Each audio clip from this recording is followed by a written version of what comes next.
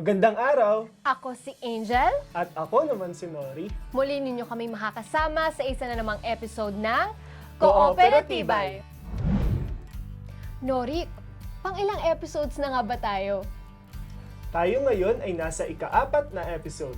Sa episode na ito, ating bibigyang pansin ng isang mahalagang bahagi ng pagpapatakbo ng kooperatiba, ang records management at files management.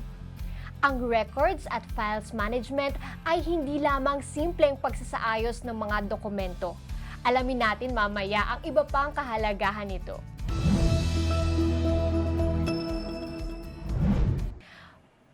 Pero bago ang lahat, ano nga ba ang mahalagang bahagi na ating tinalakay sa nakaraang episode? Tinalakay natin ang lakbay KAIS, wastong paggamit ng KAIS. Una, inilahad ang listahan ng mga ulat na makikita sa KAIS. Pangalawa, itinuro rin ang tamang paraan sa pagtingin at paglikha ng mga reports. Tanda mo pa ba ang mga reports na ito, Angel? Siyempre naman, Norik, ang mga reports na tinalakay ay ang mga sumusunod.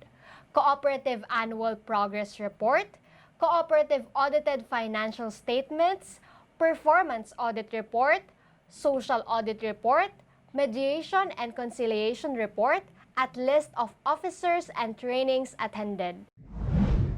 Handa na ba kayo muling matuto? Ikaw, Angel, handa ka na ba? Handa na rin ako, Norik. Kasama si Teacher Liza Custodio, ang Chief Administrative Officer ng UPLB Records Management Office. Tara na't pag-usapan ang records at files management dito lamang sa Kooperatibay.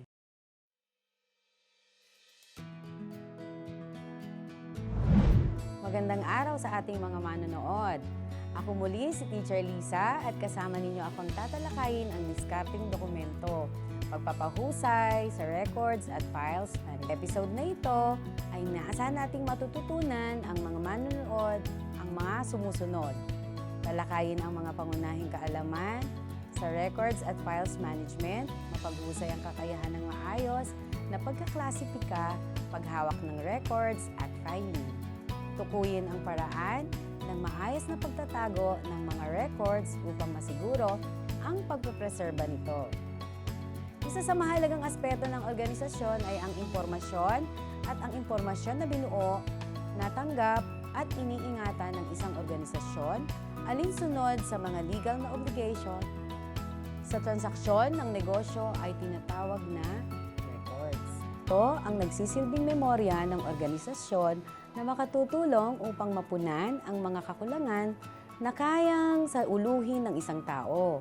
Ang records ay dapat na authentic, reliable, may integrity, at usable. Ito ay dapat mabuo, ma-organize, magamit, ma-maintain, at ma-secure sa epektibong paraan na masusuportahan ang isang organisasyon. Dahil dito, kinakailangan ang records management o ang sistematikong pagkontrol sa paglikha, pangangalaga, paggamit at pagtatapon o disposisyon ng mga records. Halimbawa, sa pamamagitan ng maayos na records management, mas mapapabilis ang mga paghahanap ng mga impormasyon tulad ng mga transaksyon, listahan ng mga miyembro ng kooperatiba at iba pang mahahalagang dokumento na kinakailangan sa operasyon. Ang records management ay nahahati sa 3 yugto o phases. Ito ang births, active life, at retirement.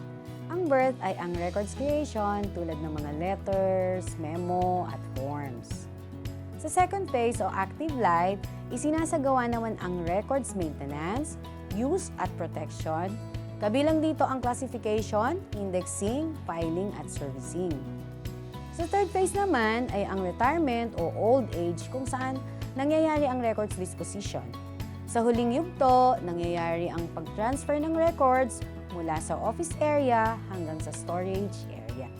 Ang records management ay mahalaga upang patuloy na maging maayos ang operasyon ng isang kooperatiba. Dahil dito, mas napapadali rin ang pagdedesisyon at pagprotekta sa interes ng kooperatiba at mga miyembro nito. Natatandaan mo ba ang 3 yugto ng records management? Ito ang births, active life, at retirement.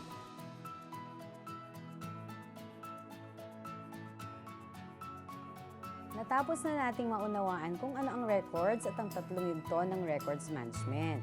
Ngayon naman, tatalakayin natin ang pagsasaayos at pagkaklasipika ng mga opisyal na records. Ang gawaing ito ay tinatawag na files management.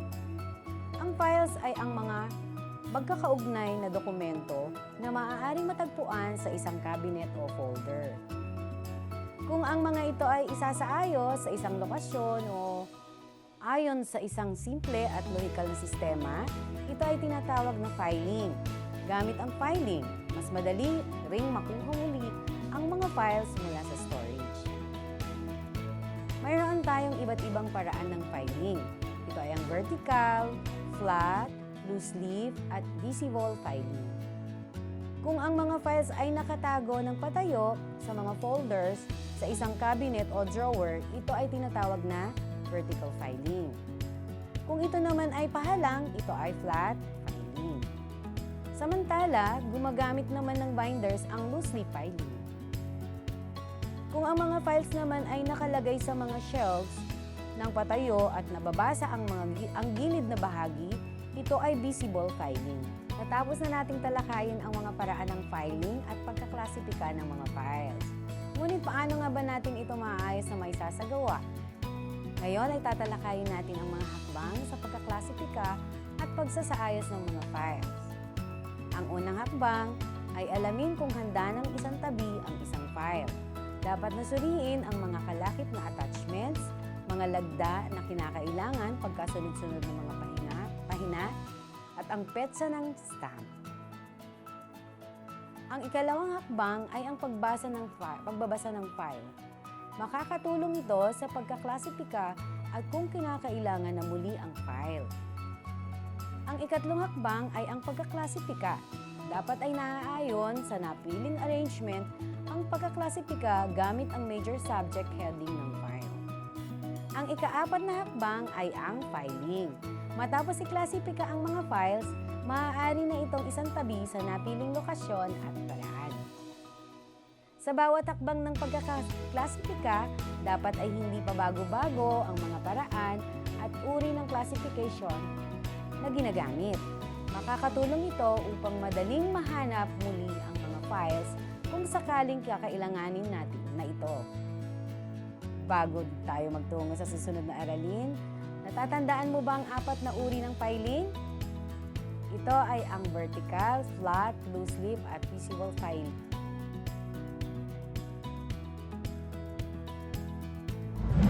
Ang kahalagahan ng pagsunod sa mga patakaran sa pag-handle ng mga records at files ay hindi maituturing na simpleng aspeto lamang ng pangangasiwa. Ito ay fundamental sa pagpapatakbo ng isang maayos at epektibong organisasyon.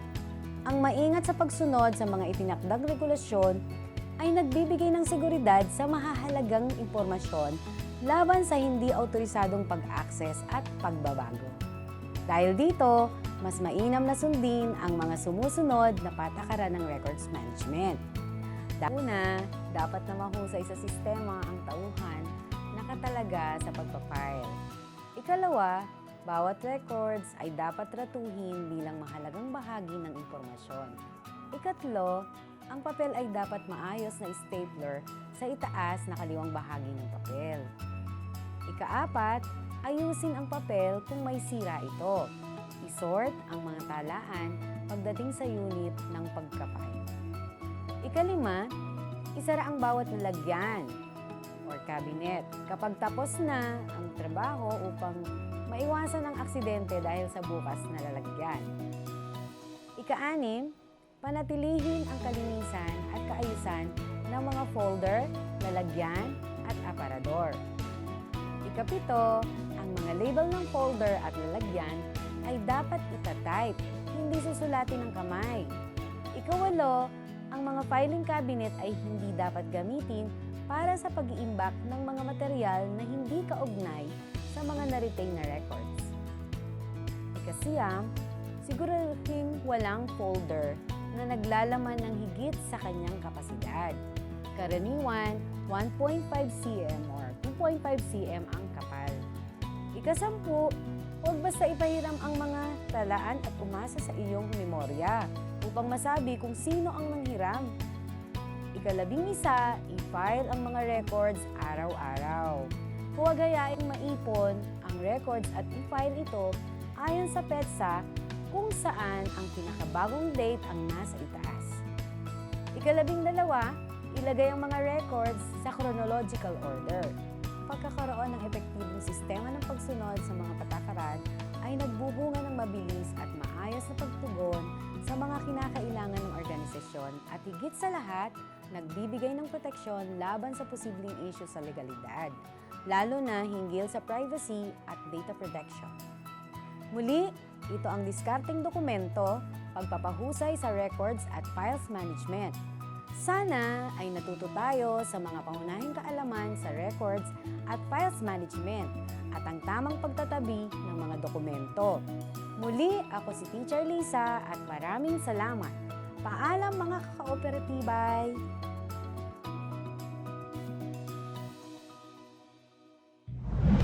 Maraming salamat kay Teacher Liza dahil sa panibagong episode ay panibagong pagkatuto na naman ang ating natuklasan.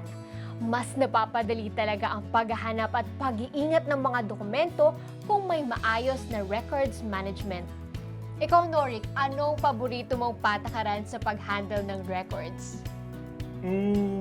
Paborito ko sa lahat, pero di ko inaasahan na kasama rin pala sa mga patakaran ang pag-stapler ng mga papel. Pero para sa akin naman, Angel, napakahalaga na mas naintindihan natin kung ano yung iyong 4 na paraan ng filing pati ng iba't ibang filing system. Mas detalyado na rin ngayon para sa akin ang mga hakbang sa mga pagkaklasipika ng mga records. Dahil tapos na ang ating diskusyon, magkakaroon na tayo ng pagsusulit upang tukuyin ang inyong mga natutunan sa ating aralin. Kaya naman, ihanda muli ang inyong papel at panulat para sagutin ang mga sumusunod na tanong. Number 1. Ano ang tawag sa impormasyon na binuo, natanggap, at iniingatan ng isang organisasyon na dapat ay authentic, reliable, may integrity, at usable? A. File management. B. Records management. C. Active life. D. Retirement.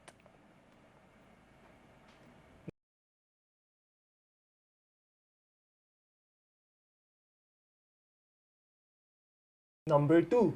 Saang bahagi ng records management nagaganap ang paglikha ng mga letter, memo, at forms? A. Active life. B. Retirement. C. Births. D. Visible filing.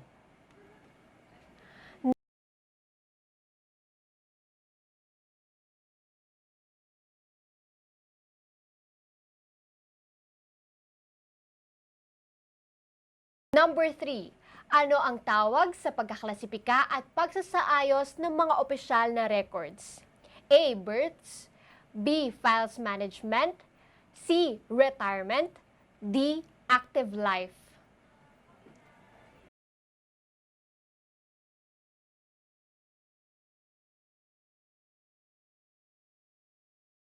Number 4. Ano ang uri ng filing na tinatawag kapag ang mga files ay nakatago ng patayo sa mga folder sa isang cabinet o drawer? A. Vertical filing. B. Flat filing. C. Loose leaf filing. D. Visible filing.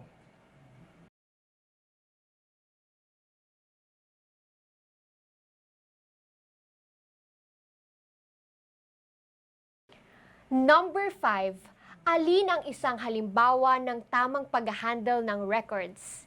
A. Dapat maayos na stapler ang papel sa itaas na kaliwang bahagi nito. B. Maaaring ipahiram ang mga talaan basta't matatandaan mo kung kanino mo ito ipinahiram. C. Sulat kamay dapat ang gamitin sa label ng mga folder. D. Maaaring maglagay ng ibang mga bagay sa filing cabinet maliban sa mga na-retain na record.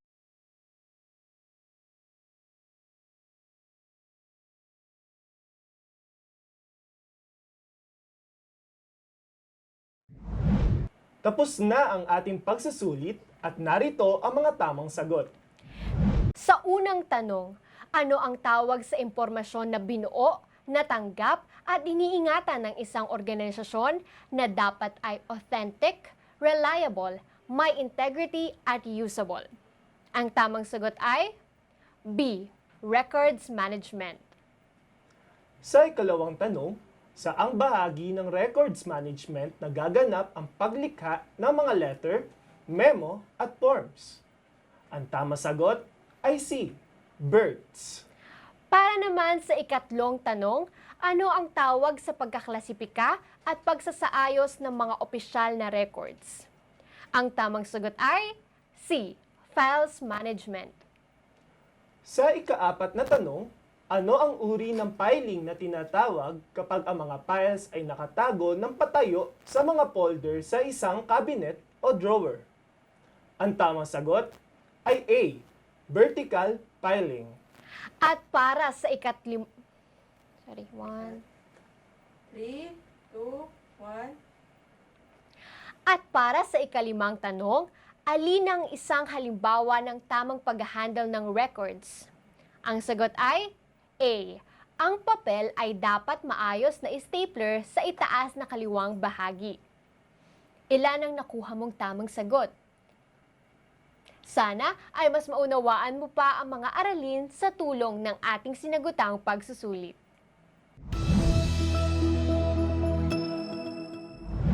Dito na nagtatapos ang ating aralin. Sa susunod na lesson, pag-uusapan natin ang kooperasyon, pamamahala sa isang kooperatiba. Nawa ay marami kayong natutunan sa ating aralin sa episode na ito. Ako si Angel. At ako naman si Nori. Lagi nating tatandaan na kapag may kooperatiba, Lahat lahat nagtatagumpay!